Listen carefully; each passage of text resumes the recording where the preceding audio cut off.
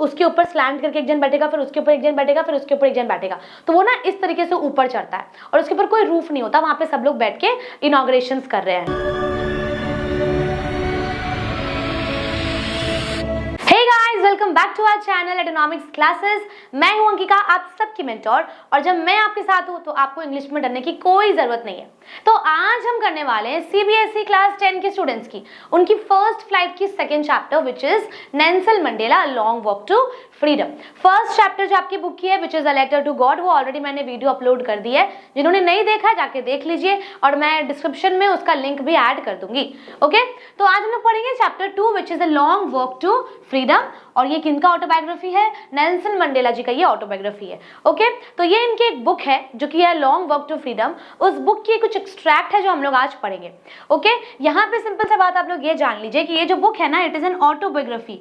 ठीक है, ये ऑटोबायोग्राफी है नेल्सन मंडेला का। ओके, तो यहाँ पे देखो क्या बताते हैं ना, कि ये बताते हैं किस तरीके से बहुत सालों तक, ठीक है, किस तरीके से बहुत सालों तक एक वाइट पीपल जो रूल कर रहा था और ब्लैक पीपल को डोमिनेट करके रखा था, ऑप्रेस्ड करके रखा था, ये बहुत सालों बाद नेल्सन मंडेला जी ने, जब वो फर्स्ट साउथ अफ्रीका के पहले प्रेसिडेंट बने, तो हाउ वो सब कुछ को चेंजेस करते हैं, किस तरीके से अपना स्ट्रगल दिखाते हैं पूरा। ठीक है, वो बताते हैं किस तरीके से ब्लैक पीपल को बहुत प्रॉब्लम्स फेस करना पड़ा, रेशियल डिस्क्रिमिनेशन हुआ, बहुत कुछ हुआ। तो ये सब कुछ हम लोग आज इस चैप्टर में पढ़ेंगे। ठीक है, चैप्टर थोड़ा सा बड़ा है बट डोंट वरी, मैं कोशिश करूंगी कि बहुत जल्दी छोटे से वीडियो में इसको कंप्लीट करवाने का। ठीक है ना? ओके, तो देखो हमारे जो चैप्टर है ना, उसमें हम लोग को एक दिया रहता है बिफोर यू रीड। अब उसको हम लोग को जानना है कि मतलब इसमें इतने दूर में क्या लिखा है, कुछ टर्म्स है, कुछ चीजें जो हम लोगों को पढ़ने से पहले ही जान लेना है। ओके, देखो एपार्थाइड का मतलब क्या होता है? It is a political system. ठीक है, ये एक पॉलिटिकल सिस्टम है that separates people according to their race. तो जो लोग ब्लैक पीपल है, कुछ लोग व्हाइट पीपल है, और डिस्क्रिमिनेशन जो होती है, तो वो जो डिस्क्रिमिनेशन है ना, ये कुछ लोगों को सेपरेट कर देती है। तो एपार्थाइड का मतलब क्या होता है? ये एक पॉलिटिकल सिस्टम है जो लोगों को उनके रेस के बेसिस पे डिस्क्रिमिनेट करती है, सेपरेट कर देती है, that is called apartheid. Okay, can you say which of 3 countries named below had such a political system until very recently? तो इन तीनों कंट्री में से कौन सी कंट्री आपको ऐसी लगती है जो कि पॉलिटिकल सिस्टम, एपार्थाइड जैसे पॉलिटिकल सिस्टम के अंदर थी? ये कमेंट्स में आप लोग बताओगे। ओके, नाउ देखो, have you heard of Nelson Mandela? Mandela and his African National Congress. ठीक है, अब देखो African National Congress which is ANC, तो ANC को क्या बोला जाता है? ANC इज नेल्सन मंडेला जी का पार्टी। तो पार्टी का नाम होता है ना, जैसे हमारे बीजेपी पार्टी है, TMC है, कांग्रेस है, बहुत सारी पार्टी होती है, तो वैसे ही नेल्सन मंडेला का पार्टी का नाम क्या था? ANC which is African National Congress. इस टर्म को आप लोग याद रखिएगा till the end of the chapter. Okay, देखो तो African National Congress spent a lifetime fighting against apartheid।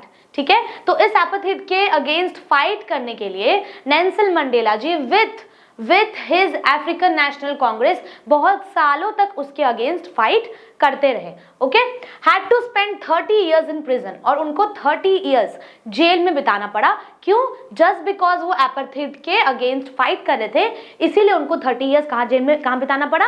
Jail में बिताना पड़ा। ओके, याद रखिएगा कितने सालों तक? 30 इयर्स तक ही वॉज इन प्रिजन। उसके बाद finally democratic elections were held in South Africa in 1994, और फाइनली डेमोक्रेटिक इलेक्शंस मतलब कि जहां पे लोगों को इक्वली ट्रीट किया जाएगा, जहां पे लोगों को रेशियल डिस्क्रिमिनेशन नहीं देखेंगे, जहां लोग ब्लैक और व्हाइट पीपल को अलग अलग नहीं मानेंगे, जहां पे हर तरीके के लोग साथ मिलकर रहेंगे। तो डेमोक्रेटिक इलेक्शंस का मतलब क्या होता है? कि फाइनली एक फेयर और एक बहुत ही सही तरीके से एक इलेक्शन होने वाला है साउथ अफ्रीका में। ईयर कौन सा बता रहा है यहाँ पे? 1994। ओके, याद रखिएगा फर्स्ट टाइम डेमोक्रेटिक इलेक्शन होने वाला है इन विच ईयर? साउथ अफ्रीका में in the year 1994। These are some things which you need to remember. Okay, अभी देखो, and Mandela became the first black president of a new nation. अब पहला president कौन बना? पहला प्रेसिडेंट कौन बन जाता है साउथ अफ्रीका का? Nelson Mandela. Okay, in this extract from his autobiography, तो इनके इस एक्सट्रैक्ट में, जो कि इनके ऑटोबायोग्राफी, जो इनकी बुक थी ना लॉन्ग वॉक टू फ्रीडम, उस बुक से निकाली गई है एक्सट्रैक्ट। हम लोग क्या देखेंगे? Long walk to freedom, Mandela speaks about a historic occasion. तो ये नेल्सन मंडेला जी ही लिखे हैं ना ऑटोबायोग्राफी, तो उस हम लोग जो एक्स्ट्रा भी पढ़ेंगे ना, तो उसमें वो अपने हिस्टोरिक ओकेशंस के बारे में बताते हैं। ओके, देखो the inauguration, can you guess what the occasion might be. Check your guess with this news item from the BBC. अब देखो न्यूज आइटम BBC क्या है, ये ना आर्टिकल है, ओके अब इनके आर्टिकल जो है ना बीबीसी में क्या लिखा है देखो, जो कि कब आई थी 10 मई 1994 में, ओके कब आई थी 10 मई 1994। अभी देखो क्या लिखा है, Mandela become south Africa's first black president. अब उस बीबीसी में क्या लिखा हुआ है, हेडिंग में लिखा हुआ है कि नेल्सन जो है ना वो साउथ अफ्रीका का पहला ब्लैक प्रेसिडेंट बन चुका है। पहला ब्लैक प्रेसिडेंट कौन है अभी साउथ अफ्रीका में, नेल्सन मंडेला, ओके। अब देखो Nelson Mandela has become south Africa's, अब ये आर्टिकल के नीचे, ये हेडिंग के नीचे ये सब कुछ लिखा हुआ रहता है, ठीक है। देखो Nelson Mandela has become south Africa's first black president after more than 3 centuries of white rule. अब वाइट रूल मतलब जो वाइट पीपल लोग होते हैं ना उनके डोमिनेंस के बाद, उनके अंदर रूल होने के बाद, जब मतलब यहाँ पे क्या हो रहा है कि वाइट पीपल रूल करते थे 3 centuries तक, ठीक है। 3 centuries तक किसने रूल किया था उस कंट्री पे, साउथ अफ्रीका पे किसने रूल किया था, जो वाइट पीपल है वो रूल कर रहे थे साउथ अफ्रीका पे फॉर सिंस 3 centuries, ओके। देखो mister Mandela's African National Congress जो कि है ANC पार्टी, जो हमारे नेल्सन मंडेला जी का जो पार्टी था वो कितना सीट जीता है देखो, 400 सीट्स में 252 सीट्स ANC पार्टी जीत चुकी थी, जो कि है नेल्सन मंडेला जी की, ओके। देखो in the first democratic elections of south Africa's history, अब साउथ अफ्रीका के पूरे डेमोक्रेटिक इलेक्शन जो कि पहली बार हो रही थी साउथ अफ्रीका के उस पूरे हिस्ट्री में 400 में से 252 सीट्स किसने जीत लिया था, ANC पार्टी ने जीत लिया था, जो कि नेल्सन मंडेला का है। और इतने नंबर ऑफ सीट से जीतना ये पहली बार हुआ था साउथ अफ्रीका में, okay. The inauguration ceremony took place in the Union Buildings Amphitheater in Pretoria today. अब क्या है देखो, ये जो inaugurations है ये कौन से बिल्डिंग में took place हुआ है देखो, it has been took place in the Union Buildings Amphitheater in Pretoria today. अब amphitheater क्या होता है, जैसे देखो हम लोग बोलते हैं ना कि कभी कभी ऐसा होता है कि बीच में जगह खाली होता है and there are several steps, जैसे मान लो ऐसा होता है ना कि अगर मान लीजिए, और उसके ऊपर ऐसा होता है कि उसके ऊपर कोई रूफ नहीं होता, एम्फीथिएटर के ऊपर कोई रूफ नहीं होता है, ओके। तो इसमें होता है कि अगर मान लो नीचे कोई यहाँ पे बैठ रहा है ना तो उसके ऊपर स्लैंट करके एक जन बैठेगा, फिर उसके ऊपर एक जन बैठेगा, फिर उसके ऊपर एक जन बैठेगा, तो वो ना इस तरीके से ऊपर चढ़ता है और उसके ऊपर कोई रूफ नहीं होता, वहां पे सब लोग बैठ के इनॉग्रेशंस कर रहे हैं, ठीक है। देखो क्या बोलता है, यूनियन बिल्डिंग्स एम्फीथिएटर इन प्रेटोरिया टुडे। याद रखिएगा कि इनॉग्रेशंस कहाँ पे हुआ है, वो इनॉग्रेशन कहाँ पे हुआ था, यूनियन बिल्डिंग एम्फीथिएटर जो कि प्रेटोरिया में है, okay. Attended by politicians and dignitaries from more than 140 countries around the world। और इस इनॉग्रेशंस को किसने किसने अटेंड किया था, क्वेश्चंस में आ सकते हैं, किसने अटेंड किया था देखो, अलग अलग 140 कंट्रीज से कुछ पॉलिटिशियंस आए थे और कुछ डिग्निटरीज आए थे। डिग्निटरीज मतलब कि जिन्होंने बहुत ही अच्छा काम किया, जिनका बहुत अच्छा नाम है, ओके। तो इस इनॉग्रेशंस में कौन कौन प्रेजेंट है, पॉलिटिशियंस प्रेजेंट है, डिग्निटरीज प्रेजेंट है, जो कि 140 कंट्रीज से आए हैं इधर, okay. Never never again will this beautiful land experience the operation of one by another. बहुत इंपॉर्टेंट लाइन है। तो यहाँ पे नेल्सन, यहाँ पे क्या बोला गया है देखो कि अब कभी भी ऐसा नहीं होगा, नेवर नेवर अगेन, अब कभी ऐसा नहीं होगा कि इस ब्यूटीफुल लैंड को, कौन से ब्यूटीफुल लैंड को बोला गया है, साउथ अफ्रीका के ब्यूटीफुल लैंड को बोला गया है कि इस ब्यूटीफुल लैंड पे अब कोई ऑपरेशन नहीं होगा। ऑपरेशन का मतलब क्या होता है, डोमिनेंस, जब लोग एक दूसरे को डोमिनेट करके रखते हैं। जैसे कि यहाँ पे क्या बोला जा रहा है कि जो व्हाइट पीपल थे ना वो ब्लैक पीपल के ऊपर डोमिनेट करते थे, उनको डोमिनेट करके रखते थे, ओके। देखो क्या बोल रहा है कि अब कभी भी इस जगह पे, इस ब्यूटीफुल लैंड पे, साउथ अफ्रीका के इस ब्यूटीफुल लैंड पे कभी भी अब ऑपरेशन का एक्सपीरियंस नहीं किया जाएगा। लोग एक दूसरे के ऊपर ऐसे ऑपरेशन नहीं करेंगे, एक दूसरे को डोमिनेट नहीं करेंगे, okay. Sad Nelson Mandela in his address. अब ये किसने बताया था, ये कौन बोल रहा है अभी, ये नेल्सन मंडेला बोल रहे हैं, okay. Jubilant scenes on the streets of Pretoria followed the ceremony with blacks, whites and coloureds celebrating together. तो यहाँ पे देखो जुबलेंट का मतलब क्या होता है, बहुत ही अच्छे तरीके से, मतलब खुश मिजाज तरीके से लोग बहुत ज्यादा खुश है और एक खुशी वाला वातावरण, एक खुशी का सिनेरियो वहाँ पे दिख रहा है कि लोगों के अंदर कितना उल्लास है, ओके, दिख रहा है वहाँ पे स्ट्रीट्स ऑफ प्रेटोरिया में। मैंने पहले बताया ना कि इनॉग्रेशन कहाँ हुआ है, प्रेटोरिया में हुआ है, ओके। देखो तो क्या बोल रहा है कि प्रेटोरिया के उस स्ट्रीट में बहुत ही जुबलियंट सीन देखने को मिल रहा है। साथ ही क्या बोल रहा है कि उसको कौन कौन फॉलो कर रहे हैं, क्योंकि अब कोई रेशियल डिस्क्रिमिनेशन नहीं होगा, कोई ऑपरेशन नहीं होगा, कोई ब्लैक पीपल को डोमिनेट करके नहीं रखा जाएगा। तो अभी उस इनॉग्रेशन में ब्लैक लोग भी साथ में हैं, व्हाइट पीपल्स भी हैं और साथ ही कलर्ड पीपल्स भी हैं। कलर्ड मतलब कि अलग अलग रेस के लोग, अलग अलग क्रीड के लोग वहां पे प्रेजेंट है, और सब साथ मिलके उस चीज को सेलिब्रेट कर रहे हैं। Okay, more than 1 lakh south African men, women and children of all races sang and danced with the joy।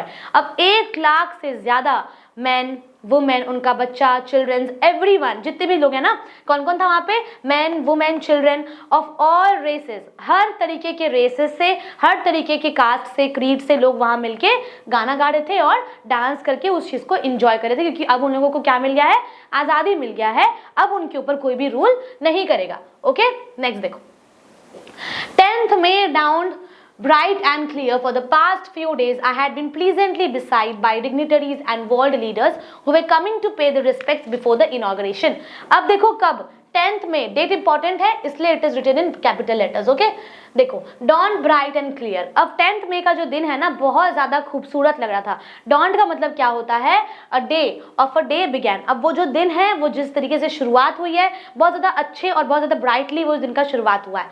Okay, for the past few days I had been pleasantly beside by dignitaries and world leaders who were coming to pay the respect before the inauguration. अब world से अलग अलग country से अलग अलग dignitaries और politicians आ रहे थे नेल्सन मंडेला जी को उनके उस खुशी में सेलिब्रेट करने के लिए, उनकी खुशी में अपने आप को शामिल करने के लिए। ओके, तो यहाँ पे प्लीजेंटली का मतलब क्या होता है, giving a sense of happy satisfaction और एंजॉयमेंट, किसी को हैप्पी सेटिस्फैक्शन देना, किसी की खुशी में खुश होना। ओके, एंड बिसाइड का मतलब क्या है कि वो किस चीज से सराउंडेड थे, नेल्सन मंडेला जो है ना वो किस चीज से सराउंडेड थे, वर्ल्ड के बहुत बड़े बड़े डिग्निटरी से सराउंडेड थे, पॉलिटिशियन से सराउंडेड थे, तो उनको बहुत ही अच्छा लग रहा है। ओके, देखो, The inauguration would be the largest gathering ever of international leaders and South Africans। ठीक है, देखो क्या बोला है वो कि ये जो इनॉग्रेशन है ना पूरे साउथ अफ्रीका में, ठीक है, पूरे साउथ अफ्रीका में ये सबसे बड़ा इंटरनेशनल लीडर्स का गैदरिंग है। ओके, यहाँ पे सबसे बड़े मतलब ये सबसे लार्जेस्ट इंटरनेशनल लीडर्स का गैदरिंग होगा। अब देखो, the ceremonies took place in the lovely sandstone amphitheater formed by the Union Buildings in Pretoria। मैंने क्या बोला कि एम्फीथिएटर में ही इनॉग्रेशन हो रहा है। एम्फीथिएटर का मतलब यहाँ पे लिखा हुआ है, देख लो, एन ओपन एयर थिएटर, जिसके ऊपर कोई भी रूफ नहीं होता, वो ओपन एरिया होता है। ठीक है, तो उस थिएटर में ये इनॉग्रेशन हो रहा था। For decades this had been the seat of white supremacy.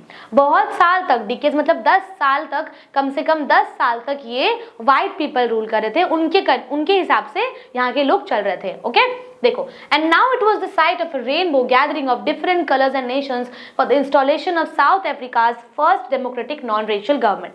अब यहाँ पे जो लोग हैं क्या बोल रहे हैं, and now it was a site of rainbow, मतलब कि अलग अलग कलर्स के, अलग अलग रेस के लोग अब वहां पे रह सकते हैं और उनको अब रहने में कोई दिक्कत नहीं होगा, कोई भी रेशियल डिस्क्रिमिनेशन नहीं होगा।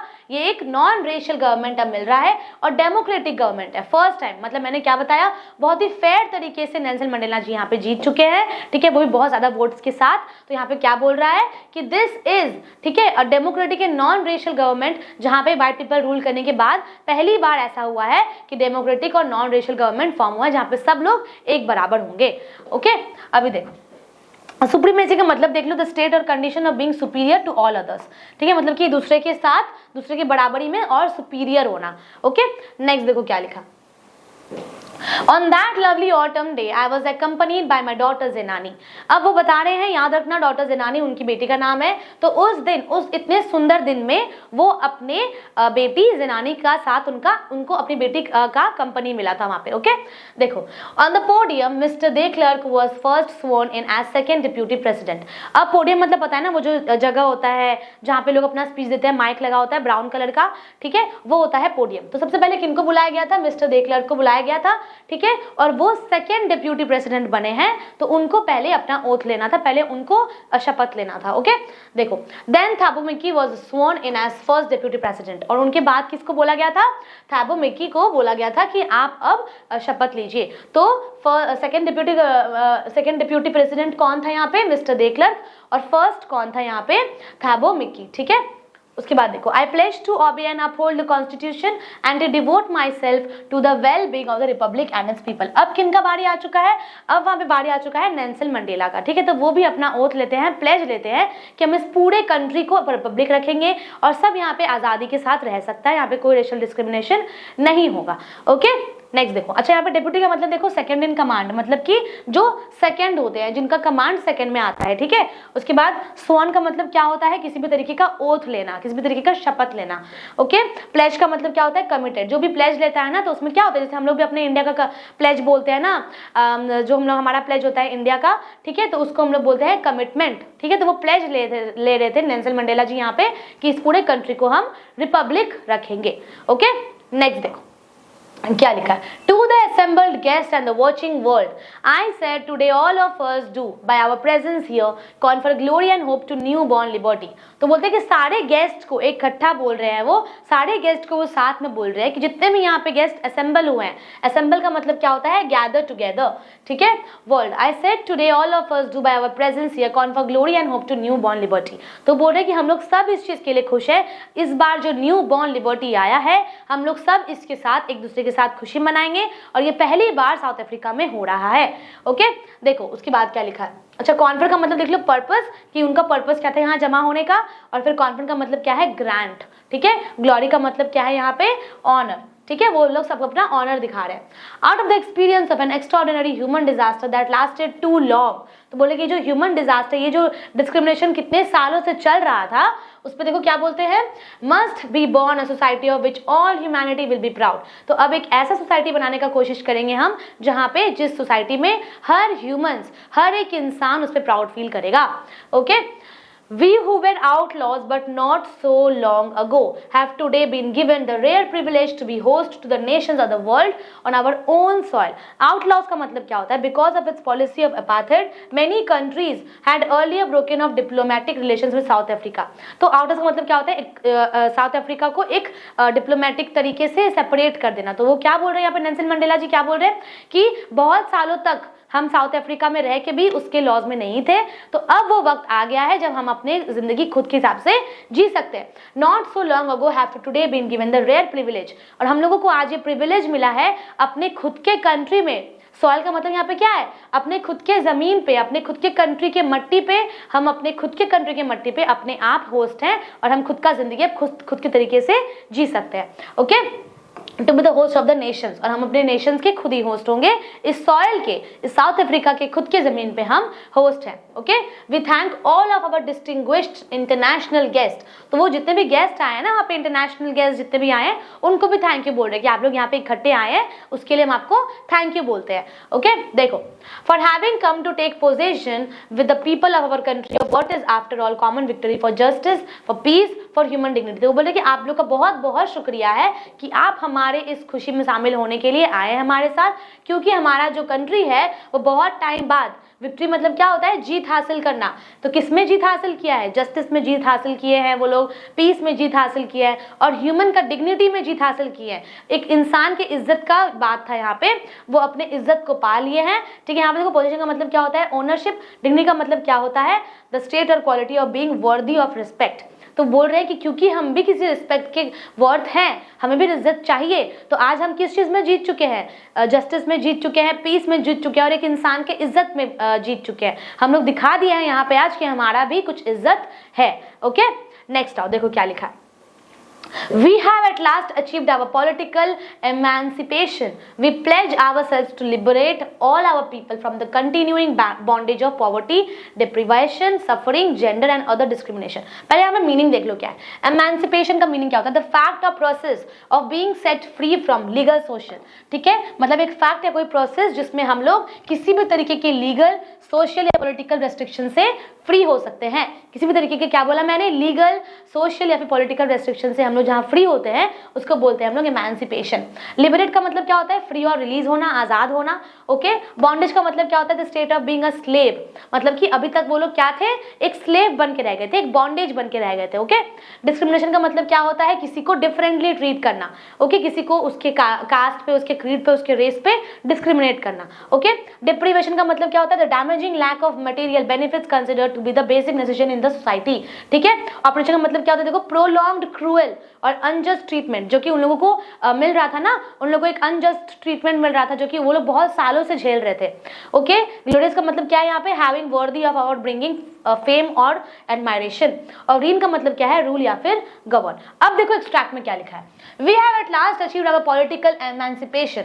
एट लास्ट हम लोग क्या है, अचीव कर लिए हैं, एट लास्ट हम लोग ये अचीव कर लिए हैं कि अब हम लोग किसी भी तरीके के पॉलिटिकल, किसी भी तरीके के सोशल गैदरिंग से, उनके रेस्ट्रिक्शन से हम लोग अब आजाद हैं। Okay, we pledge ourselves to liberate all our people from the continuing bondage of poverty.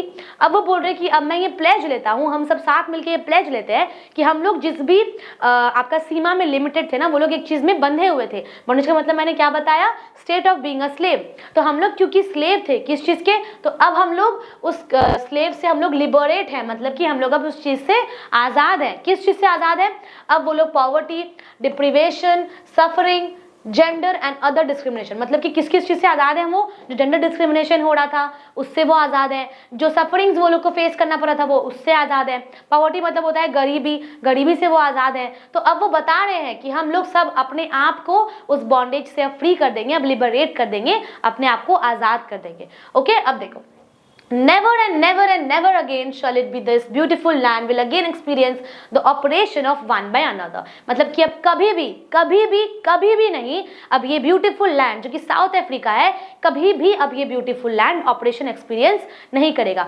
Operation मतलब क्या होता है, डिस्क्रिमिनेशन, मतलब एक्सपीरियंस नहीं करेगा, किसी भी तरीके का डोमिनेंस एक्सपीरियंस नहीं करेगा। ओके, अब देखो, the sun shall never set on so glorious a human achievement, let freedom reign, God bless Africa. तो क्या बोलता है कि लेट फ्रीडम रीन मतलब क्या होता है, रूल। तो आजादी को अब रूल करने दो, अब किसी भी तरीके का हम लोगों से फ्रीडम छीना नहीं जाएगा। और फिर लास्ट में लिखते हैं गॉड ब्लेस अफ्रीका। ओके, अभी देखो क्या लिखा हुआ है, देखो, a few moments later we all lifted our eyes in awe as a spectacular array of South African jets। अब कुछ मोमेंट्स बाद, कुछ देर बाद वो लोग सबको अपना अपना आंख ऊपर उठाते हैं, तो क्या देखते हैं, एक स्पेक्टैक्युलर, ऑ का मतलब क्या होता है, अमेज्ड, इसका मतलब क्या होता है, बहुत ही सुंदर, बहुत ही अच्छा, ठीक है, a spectacular array of South African jets, helicopters and troop carriers rode in perfect formation over the Union buildings। It was not only a display of pinpoint precision and military force, but a demonstration of the military loyalty to democracy, to a new government that had been freely and fairly elected। पहले meaning देख लो क्या है, spectacular का मतलब क्या होता है, a beautiful and dramatic and an eye catching way, मतलब कि वो इतने स्पेक्टेकुलर वे में बनाया गया था, इतने स्पेक्टेकुलर वे में वो जेट्स लोगों मतलब आसमान में थे, एयर में थे, बहुत ज्यादा अमेजिंग लग रहा था, बहुत ज्यादा अट्रैक्टिव लग रहा था। ओके, एरे का मतलब क्या होता है, एन इम्प्रेसिव डिस्प्ले, तो वो जो उस वक्त आसमान में जो दिख रहा था ना बहुत ज्यादा इंप्रेसिव था, तो लोग उसको देख के बहुत ज्यादा इंप्रेस हो रहे थे। ओके, ट्रूप का मतलब क्या है, सोल्जर या फिर किसी तरीके का आर्म्ड फोर्स, जो सोल्जर का फोर्सेस होता है उनको बोलते हैं हम लोग ट्रूप। प्रेसिशन का मतलब क्या होता है, बहुत ही एक्यूरेट था, जो भी ऊपर में वो लोग देख रहे थे वो बहुत ही एक्यूरेट था। बेडेड का मतलब क्या होता है, डेकोरेटफुल था।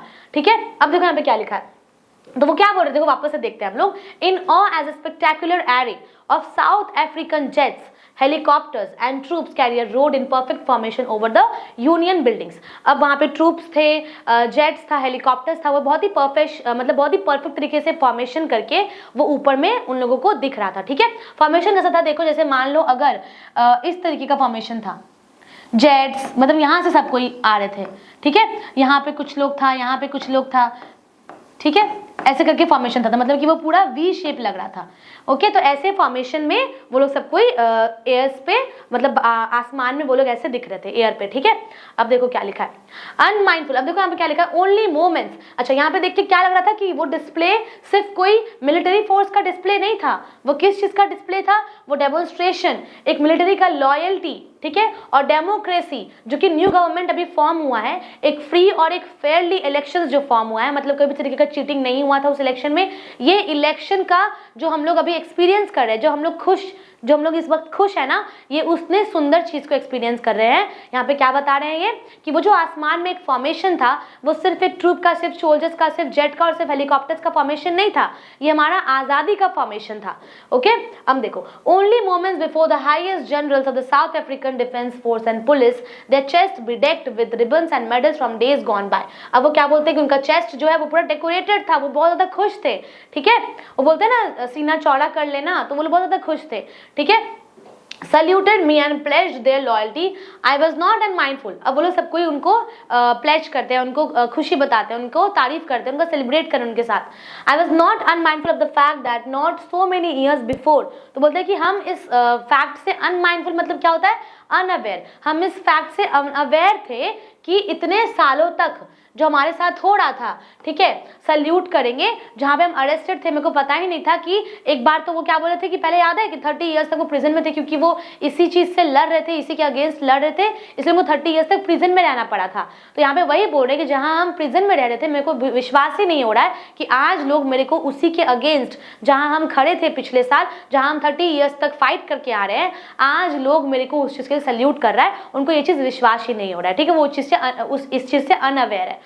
ओके, अब देखो फाइनल ईयर शेवरॉन ऑफ देखो क्या लिखा, final year chevron of Impala jets left a smoke trail of the black, red, green, blue and gold of the new south African flag. अब यहाँ पे जो कलर्स उनके जेट से निकल रहा था ना, जेट से जो उनका रिलीज हो रहा था जो स्मोक, वो कौन कौन से कलर का था, black, red, green, blue, gold of the new south African flag. अब ये किसका कलर था, साउथ अफ्रीका का जो फ्लैग है उनका कलर था ये, तो ये स्मोक उनके जेट से रिलीज हो रहा था। ओके, अभी देखो क्या लिखा है, The day was symbolized for me by the playing of our two national anthems and the vision of white singing।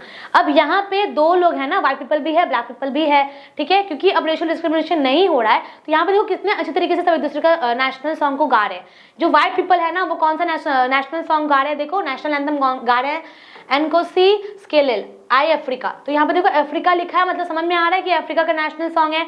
तो यहाँ पे व्हाइट पीपल अफ्रीका का नेशनल सॉन्ग गा रहे हैं, और ब्लैक कौन सा गा रहे हैं, देखो black Die Stem the old anthem of the republic, मतलब कि जब आज़ादी नहीं मिला था, नेल्सन मंडेला जी के जीतने के बाद का जो पहले का जो एंथम था ना, जो लोग पहले गाते थे, जब वो लोग डोमिनेट रहते थे, जब वो लोग डोमिनेंस फेस करते थे, तब का जो उनका एंथम क्या था, दे स्टेम, ठीक है। तो यहाँ पे ब्लैक पीपल आज़ाद होने के बावजूद भी उनका इज्जत करते हुए उनका एंथम गा रहे हैं, और साथ ही व्हाइट पीपल जिनका पहले क्या था, दिस टेम, लेकिन अभी वो कौन सा नेशनल एंथम बोल रहे हैं, जो हमारे अफ्रीका का नेशनल एंथम है। तो ये यहाँ पे क्या दिखा रहा है कि अब उस कंट्री में कोई भी तरीके का रेशियल डिस्क्रिमिनेशन नहीं है। ओके, देखो Although that day neither group knew the lyrics of the anthem, भले ही किसी को भी उस वक्त लिरिक्स नहीं पता था, लेकिन फिर भी लोग साथ में गा रहे थे, ठीक है।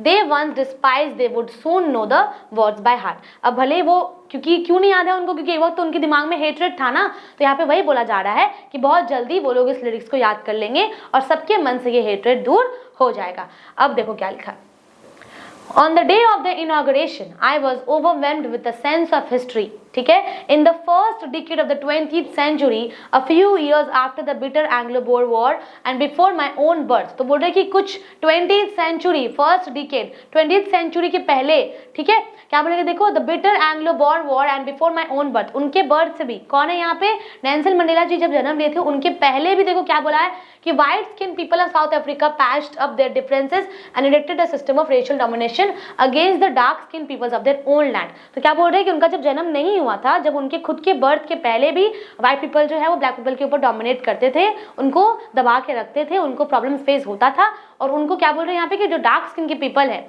जो भी डार्क स्किन पीपल है, उन लोगों को अपने खुद के लैंड पे के लिए भी झगड़ा करना पड़ता था, उनके खुद के लैंड के लिए भी उनको फाइट करना पड़ता था, क्योंकि वो लोग किस चीज के डोमिनेंस थे, व्हाइट पीपल उनके ऊपर रूल करके रखे थे, ठीक है। अब देखो the structure they created form the basis of one of the harshest most inhuman societies the world has ever known. और उस वक्त इनका ये जो बिहेवियर था, उस वक्त ये पूरा वर्ल्ड जो कभी कोई सोच भी नहीं सकता, उतना इनह्यूमन सोसाइटी बन गया था, ठीक है। Now in the last decade of 20th century and my own 8th decade, मतलब यहाँ पे क्या बता रहे हैं कि नेल्सन मंडेला जी 8th decade, मतलब अभी वो अपने 80 साल के बारे में बात कर रहे हैं। As a man that system had been overturned forever and replaced by one that recognised the rights and freedoms of all people regardless of the colour of the skin. तो अब बोले कि अब वो सिस्टम आ गया है जब लोग अपने राइट्स के लिए, अपने फ्रीडम्स के लिए उनको चिल्लाना नहीं पड़ेगा, मांगना नहीं पड़ेगा, उनको पहले से ही वो चीज दिया जाएगा, ठीक है। Regardless of the colour of the skin, मतलब कि चाहे वो किसी भी तरीके के क्यों ना हो, चाहे वो किसी भी रेस की क्यों ना हो, चाहे वो व्हाइट पीपल है, चाहे वो ब्लैक पीपल है, उनके कलर के बेसिस पे भी उनको डिस्क्रिमिनेट नहीं किया जाएगा, उनको आजादी भी मिलेगी, साथ में उनको प्यार भी मिलेगा, ठीक है, राइट्स भी मिलेंगे। अब देखो क्या लिखा है, That day had come about through the unimaginable sacrifices of thousands of people. People who suffering and courage can never be counted. उस दिन, ठीक है, अनइमेजिनेबल सैक्रिफाइसेस हुआ था थाउजेंड्स ऑफ पीपल का। People who suffering and courage can never be counted. कुछ लोग ऐसे जिनका सफरिंग जो था, उनका जो वो जो हमारे देश के लिए किए, वो कभी भी हम भूल नहीं सकते, ठीक है। क्या बोले, देखो, people who suffering and courage can never be counted और रिपीट। उनका करेज जो था, उनका जो सफरिंग था, उनका जो सैक्रिफाइसेस था, हम लोग रिपे नहीं कर सकते। I felt that day as I have on so many other days that I was simply the sum of all those African patriots। तो वो क्या बोल रहे हैं कि वो उस वक्त, ठीक है, जितने भी पैट्रियट्स थे उन सबके सम लग रहे थे, मतलब उन सबके इकट्ठे नेल्सन मंडेला जी लग रहे थे उस वक्त, ठीक है। Who had gone before me, जो कि उनके पहले ही जा चुके हैं। That long and noble lines ended and now begun again with me. I was pained that I was not able to thank them and that they were not able to see what their sacrifices had wrought। तो वो क्या बोल रहे हैं कि मेरे को बहुत बुरा लग रहा है कि जितने लोग अपने सैक्रिफाइसेस दे के मर चुके हैं, अब जा चुके हैं इस दुनिया से, जो लोग इस लड़ाई के लिए झगड़ा कर चुके हैं ऑलरेडी, लड़ चुके हैं ऑलरेडी अपने फ्रीडम के लिए, आज मैं उनको थैंक यू नहीं बोल पा रहा हूँ। और ना ही वो देख पा रहे हैं कि आज साउथ अफ्रीका में जिसके लिए वो लोग इतना सैक्रिफाइस किए थे, आज साउथ अफ्रीका में वो लोग उस चीज़ को एक्सपीरियंस नहीं कर पा रहे। तो मैं बहुत ही दुखी हूँ। कौन बोल रहा है? नेल्सन मंडेला जी बोल रहे हैं कि बहुत ज़्यादा दुखी हैं कि वो उनको थैंक यू नहीं बोल पा रहे, ना ही वो लोग देख पा रहे हैं कि आज साउथ अफ्रीका अब आज़ाद हो चुका है, ठीक है। अब देखो क्या लिखा है। The policy of apartheid created a deep and lasting wound in my country and my people। अब ये जो पॉलिसी था ना, वो पॉलिसी हमारे कंट्री के, हमारे साउथ अफ्रीका के कंट्री के हर इंसान के अंदर बहुत ज़्यादा दुख भर के रख चुका था, ठीक है। All of us will spend many years if not generation recovering from that profound hurt। अब सालों बीत जाएंगे, ये जो हर्ट है ना, जिस चीज़ से हम लोग को बहुत दुख हुआ है, सालों बीत जाएंगे, लेकिन शायद हमारे ये जख्म नहीं भरेगा, ठीक है।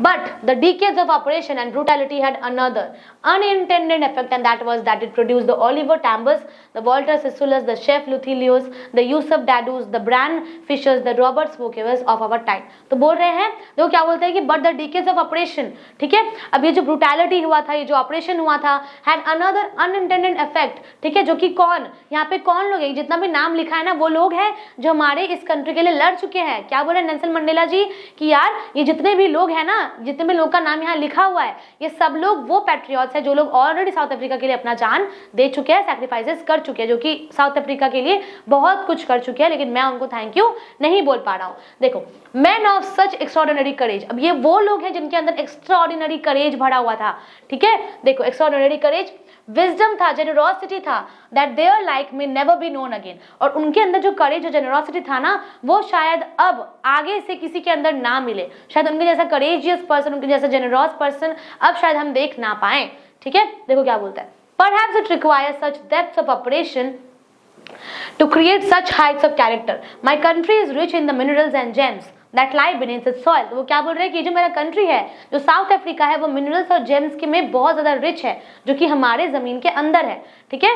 बीनीथ द सॉइल, जो हमारे साउथ अफ्रीका के सॉइल के अंदर है, बीनीथ है। But I have always known that it's greatest wealth is it's people. लेकिन मेरे को पता है कि ये जो वेल्थ है ना, मिनरल्स और जेम्स, ये तो है मेरे पास, हम लोग इसमें तो अमीर हैं, लेकिन इससे ज़्यादा हम लोग किस चीज़ में अमीर हैं? जो मेरे कंट्री के जो लोग हैं ना, जो मेरे इस कंट्री में रह रहे हैं, हम उसमें ज़्यादा अमीर हैं, हम इन लोगों को पाके ज़्यादा खुश हैं, okay. And true than the purest diamonds. और ये लोग प्योरेस्ट डायमंड से भी बहुत सच है, ठीक है। प्योरेस्ट जो डायमंड होता है ना, उनसे भी बहुत ज़्यादा वर्थ है इन लोगों का, उनसे बहुत ज़्यादा अच्छे हैं ये लोग। मेरे लिए तो यही रिचेस्ट चीज़ है मेरे इस पूरे कंट्री में, ठीक है।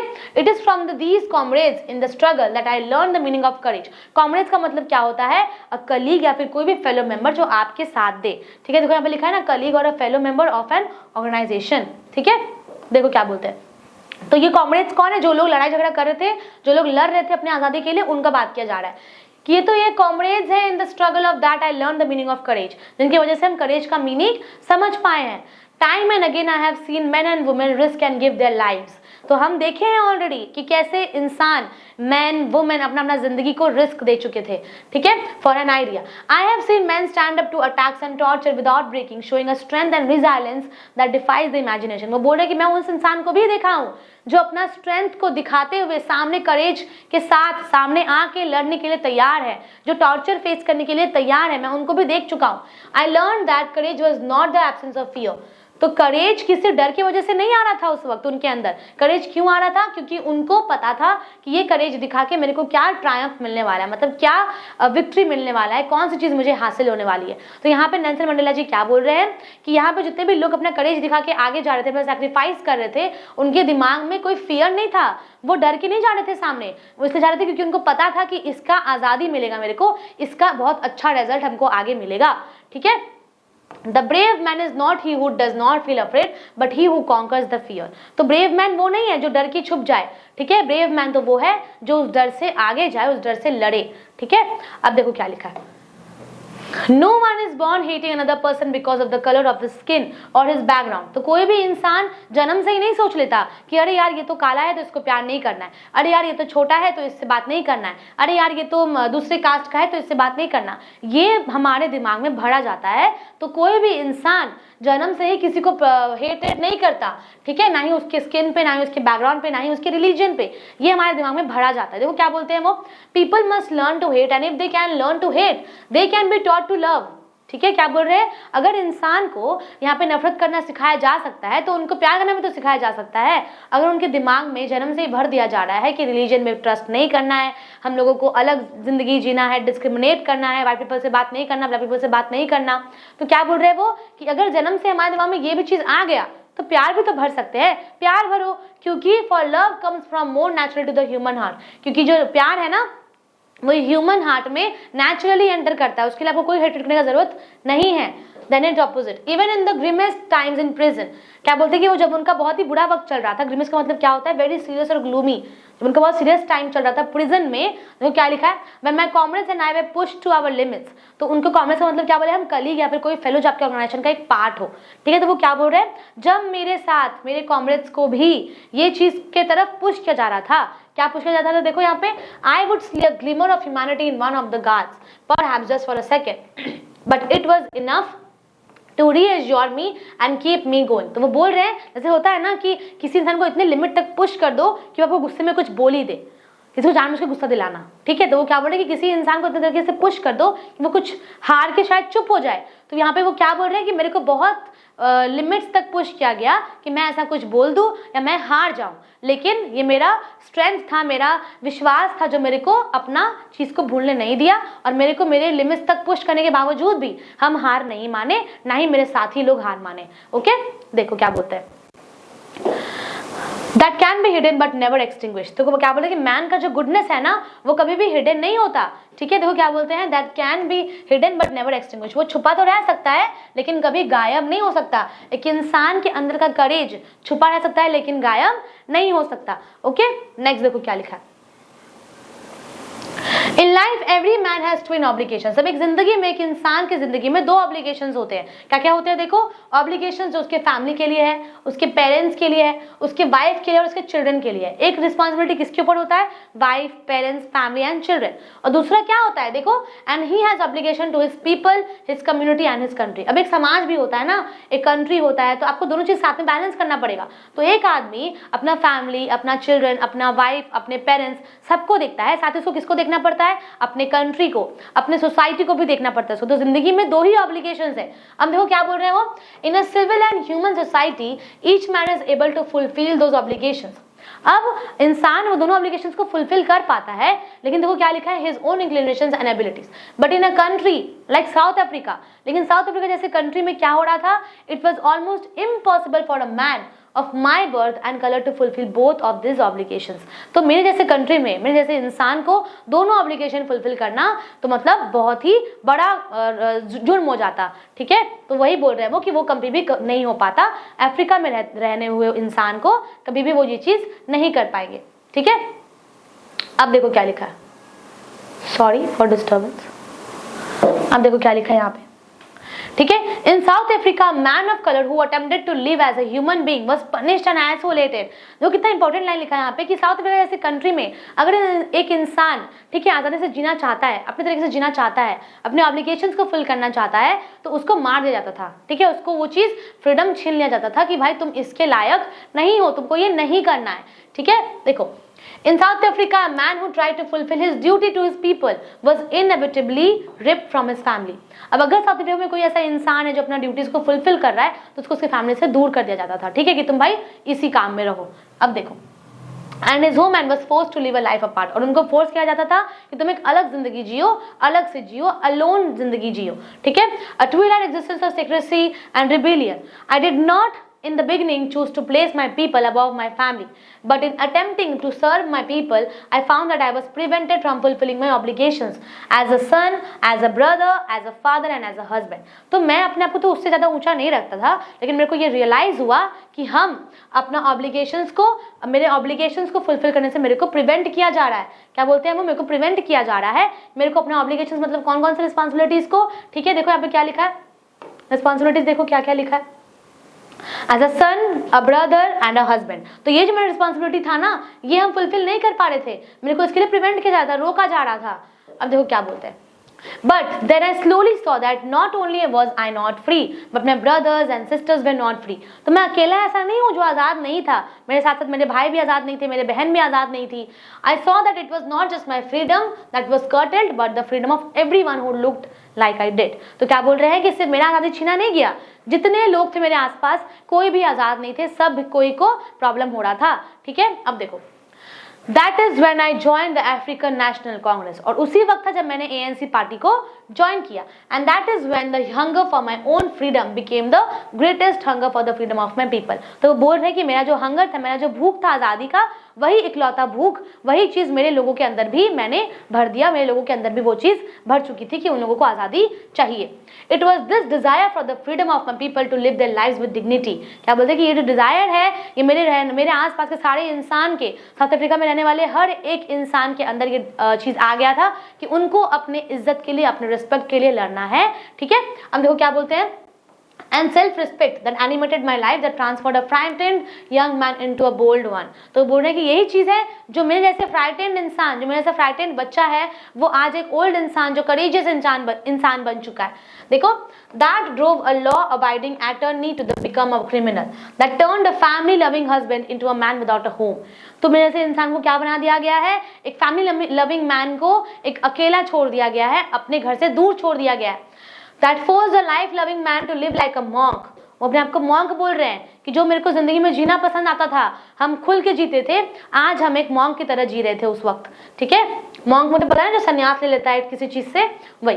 आई एम मोर वर्चुअस और self sacrificing than the next man, but I found that I could not even enjoy the poor and limited freedoms. तो उनको ये रियलाइज हुआ कि एक पुअर, एक गरीब की तरीके से रहना और एक लिमिटेड फ्रीडम मिलना उनके लिए नहीं था, उनको आज़ादी से रहना था, ठीक है। I was allowed when I knew my people were not free. Freedom is indivisible, the chains on any one of my people with the chains on all of them, the chains on all of my people with the chains on me. तो उनको ये realise है कि उनके आसपास कोई भी लोग आज़ाद नहीं थे, ओके। नेक्स्ट देखो क्या लिखा है, I was not born with hunger to be free, I was born free in every way that I could know, free to run in the fields of my mother's hut। तो वो बोल रहे कि भाई बचपन से मेरे को नहीं पता था कि हम आज़ाद नहीं है, हम तो आज़ादी पैदा हुए थे ना, तो मेरे को तो वो सब कुछ करने को मिलता था जो कि आज़ादी का मतलब होता है। देखो जैसे क्या बोल रहे हैं वो, हम ran through my village, free to roast meals under the stars and ride the broad backs of slow moving bulls। सब कुछ तो हम किए ही हैं, तो आज़ादी तो मेरे को मिला ही था। As long as I obeyed my father and abided by the customs of my tribe। जब तक हम अपने पापा का इज्जत करते थे, पापा का बात मानते थे, जब तक हम अपने ट्रेडिशन का बात मानते थे, तब तक तो हम आज़ाद थे ही। अब देखो क्या बोलते हैं ये, I was not troubled by the laws of man or God। It was only when I began to learn that my boyhood freedom was an illusion। मेरे को बस ये रियलाइज हुआ कि जो हम बचपन में, जब हम जवान थे, तब का जो मेरा फ्रीडम था वो जस्ट एक इल्यूजन था, ठीक है। अब देखो क्या बोलते हैं, इल्यूजन मतलब क्या होता है, एक फॉल्स बिलीफ या फिर कोई फॉल्स आइडिया, ठीक है। अब देखो, it was only when I began to learn that my boyhood freedom was an illusion, when I discovered as a young man that my freedom had already been taken from me, that I began to hunger for it। फिर मेरे को realise हो कि भाई मेरे को ये आज़ादी का भूख है। At first as a student I wanted freedom only for myself। as a student मेरे को सिर्फ आज़ादी अपने लिए चाहिए था, but the transitory freedoms of being able to stay out at night, उनको क्या आज़ादी चाहिए था स्कूल वक्त में कि भाई हम रात भर बाहर रहें, वो आज़ादी उनको चाहिए था। लेकिन अब देखो, read what I pleased and go where I choose। मेरे को जहाँ मन है वहाँ जाएंगे, जो मन है वो पढ़ेंगे।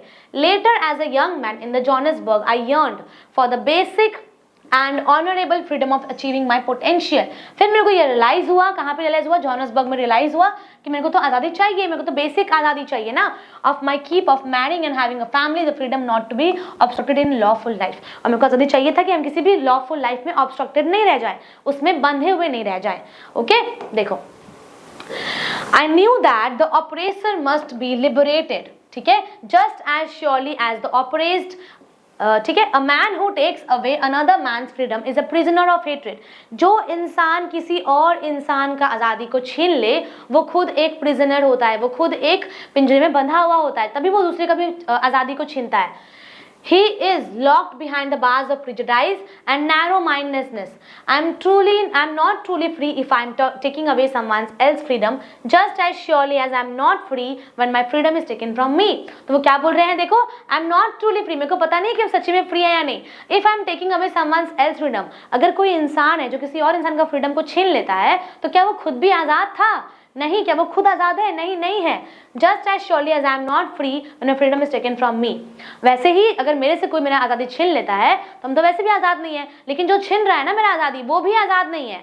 Okay, the oppressed and the oppressor alike are robbed of their humanity. तो जो ऑपरेस्ड है, जो डोमिनेट कर रहा है, वो खुद भी ह्यूमैनिटी के अगेंस्ट है, उसके अंदर इंसानियत बचाई नहीं है। ओके तो गाइस, ये था हमारा आपके सीबीएसई के बुक का, फर्स्ट फ्राइड के बुक का second chapter which is Nelson Mandela long walk to freedom. अगर आपको इसमें कोई डाउट्स है तो कमेंट में पूछो, मैं सारे डाउट्स को क्लियर कर दूंगी।